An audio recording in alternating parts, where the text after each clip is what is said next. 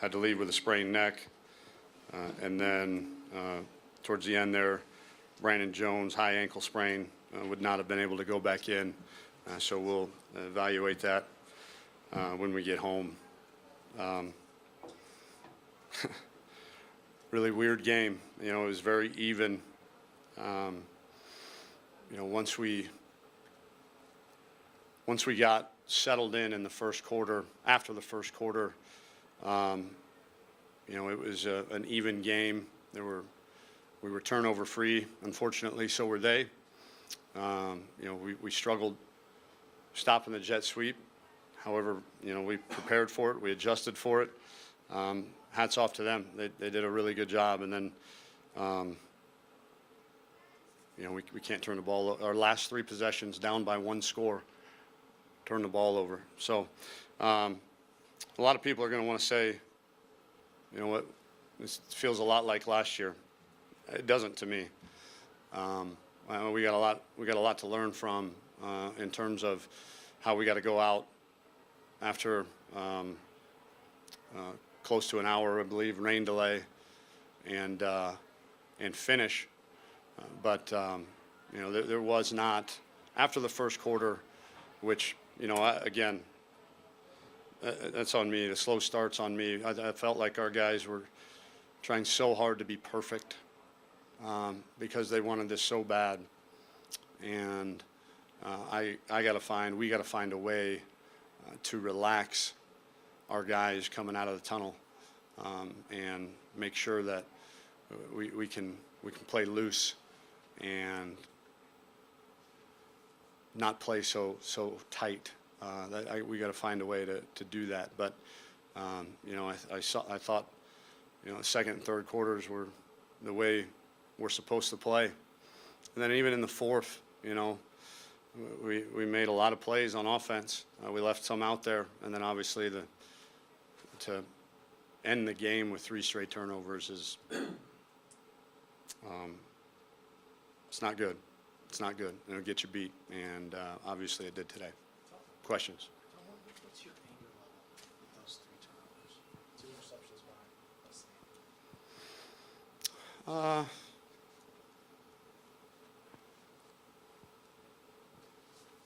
My anger level's at myself. My anger level is, you know, we've got to do a better job, you know, of putting ourselves in. And I'm just telling you, we do so many 2-minute drills in practice, and you know, we've been great versus our defense, which is really, really good defense. So I'm not angry at our players. Thought they played really hard. We got to find a way as coaches to make sure we play smarter. Tom, how do you manufacture looseness?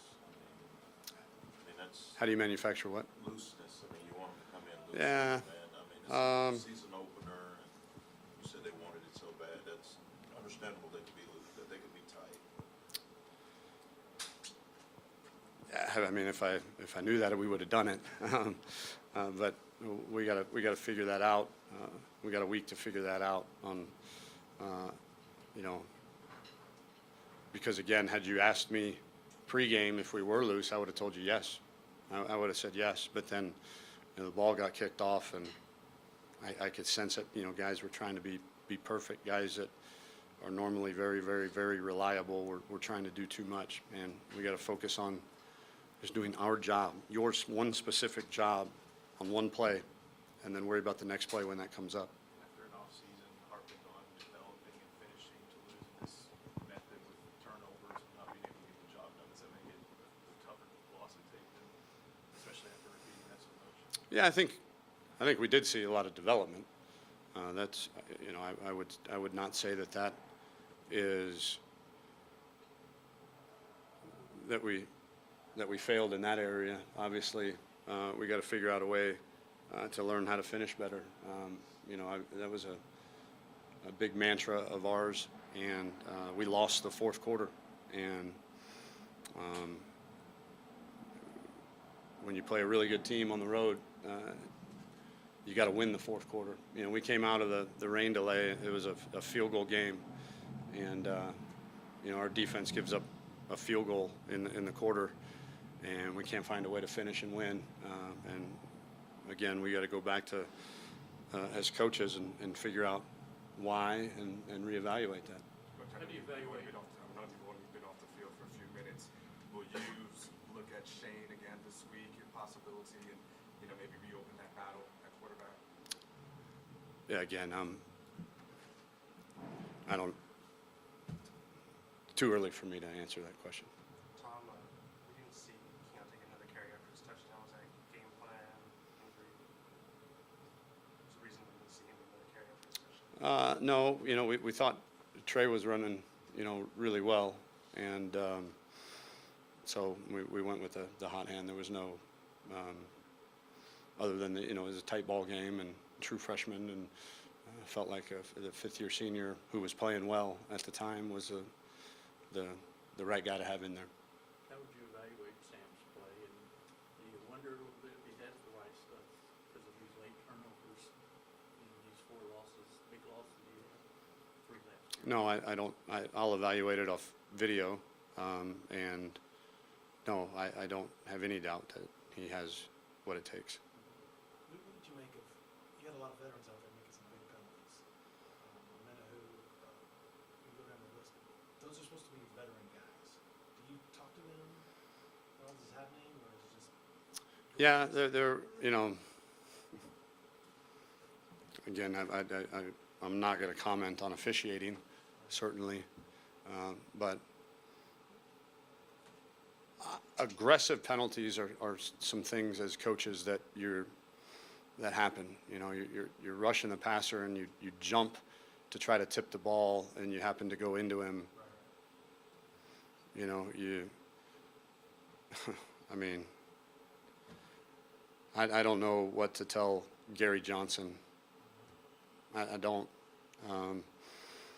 It was a guy that was clearly going low at the runner, and he passed the point of no return going at the target that he was going at, and then all of a sudden that target changed.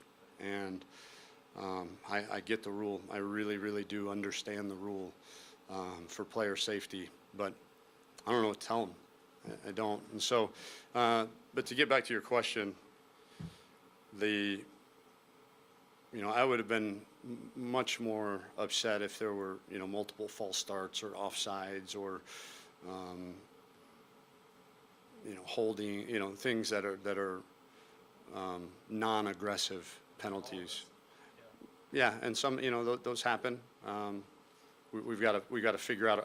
They're not acceptable. I'm not excusing them by any stretch of the imagination, but I think you handle those kind of penalties a little bit different, and trust me, I would rather have to pull the leash a little bit than have to, kick them in the butt. And so we got to pull the leash a little bit when it comes to some of those things. Getting this turned around is so much harder than thought it would be. No, It's not. no. I knew where we were. I knew what needed to be done. And again, the people whose opinions that matter the most to me are my bosses, Greg Fenves and Chris Delcani, my family, and then the people in that locker room, the coaches and players. And we know the task at hand. We know the difficulties that lie ahead of us. We also know how much better we are now than we were probably at any point last year. We had